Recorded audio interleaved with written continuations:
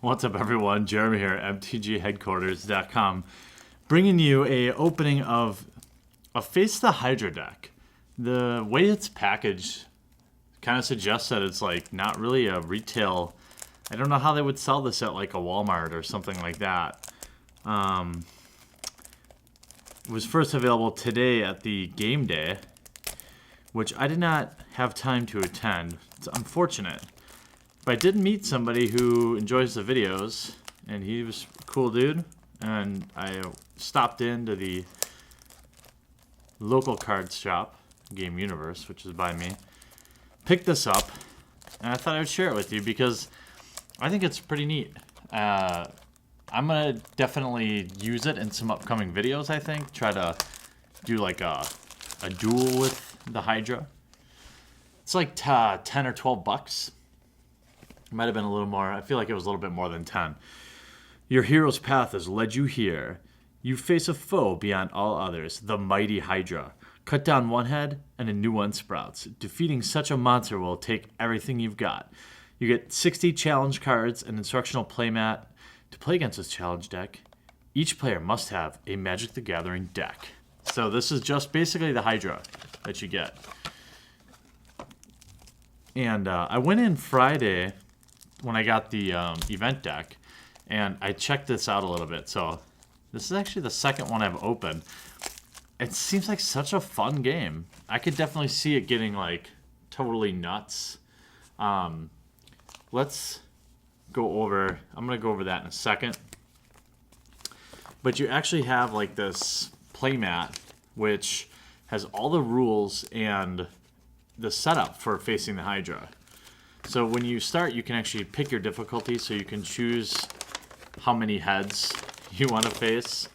So you have like your starting heads, 1, easy is 2 heads, normal is 3, hard is 4, and what does this say?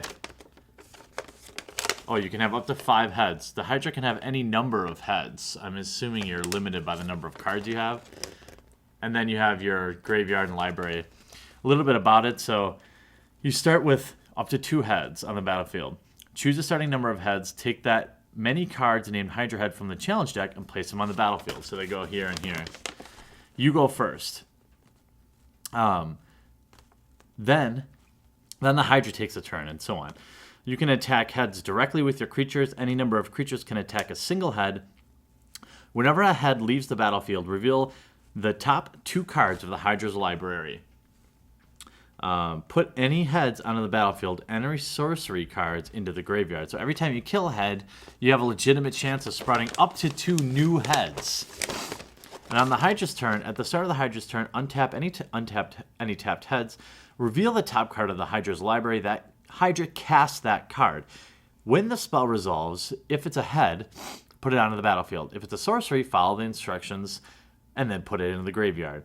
The Hydra deals 1 damage to you for each untapped card named Hydra head it controls, and 2 damage to you for each untapped elite head it controls. It also has special rules. If the Hydra would be dealt damage or lose life, instead deal that much damage to a head of your choice. So direct damage redirects to a head, basically. Ignore effects that would cause the Hydra to draw or discard cards, or any impossible actions. So like I was thinking, oh, I could use Mind Grind or something like that, or if you have like draw this many cards, or there's no hand, really is what it's saying. If a head would move into any zone other than the graveyard, instead put it in the graveyard. So meaning you could exile it or whatever. And you make any choices for the Hydra. So if it's like do this or this, you get to basically pick. Whenever a head leaves the battlefield, we talked about that. Let's talk about these. We'll zoom in a little bit. So this is just a fun game you can even play by yourself. You have a Hydra head, and then when you kill the head, this is your reward. So it's an 0-3 head. When Hydra head leaves battlefield, each player gains 2 life. Okay, that's a normal head. These are all normal. I'm assuming you have many, many, many heads. Then you've got different like elite heads. This is a 06 Hero's Reward. When Ravenous Brute Head leaves the battlefield, each player gains 2 life and draws a card. So you could be drawing these. Here's another Savage Vigor Head. It's an 08. If you kill it, at the beginning of the Hydra's end step, reveal the top card of the Hydra's library and the Hydra casts that card. Oh, that's not good. That's just the ability. Sorry, the reward. When Savage Vigor Head leaves the battlefield, each player gains 4 life and draws a card. You can probably, I suppose, check these out. There's all sorts of different heads, and I could definitely see Wizards like expanding this. I actually really like this, and I'm hoping they have a way to like work this into MTGO. Like here's an elite head. At the beginning of the Hydra's end step, each player discards a card, and then when you kill it, head leaves. Each player gains 4 life and draws a card. So you have all sorts of stuff. And then here's some examples of sorceries. I don't think they have any rarity. Yeah, they're all. Oh my god, so many cool. Let's just go through a couple of them.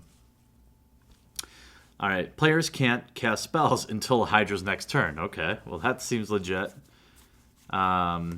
Distract the Hydra. Each player sacrifices a creature. Each player who sacrifices a creature in this way chooses a head and taps it.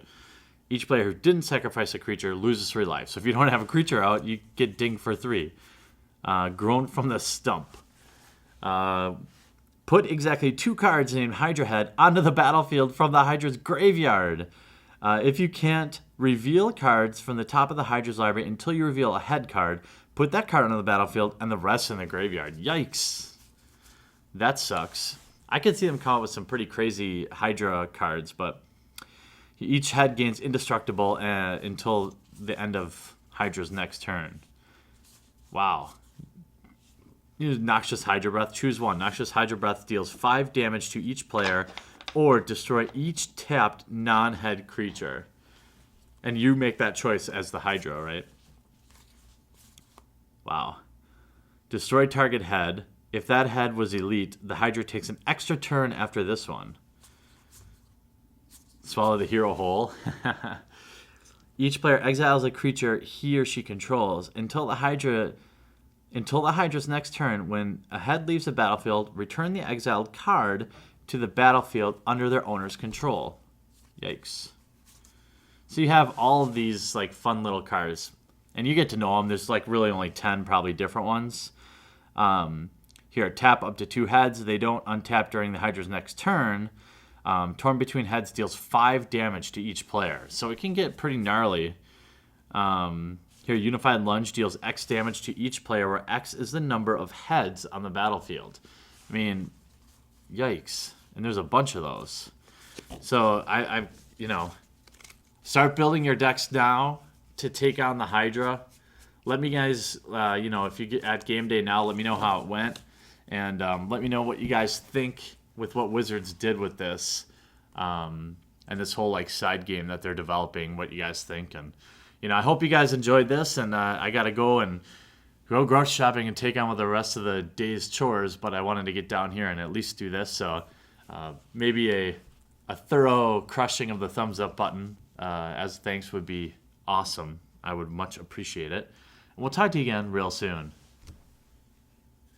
I really hope you enjoyed this video. Check out some of our most popular playlists, everything from MTG vlogs, gameplay video, new product breaks, and some insane vintage openings. And if you haven't yet, here's your opportunity to crush that subscribe button to join the fastest growing Magic the Gathering channel on YouTube. Thanks again, and we'll see you real soon.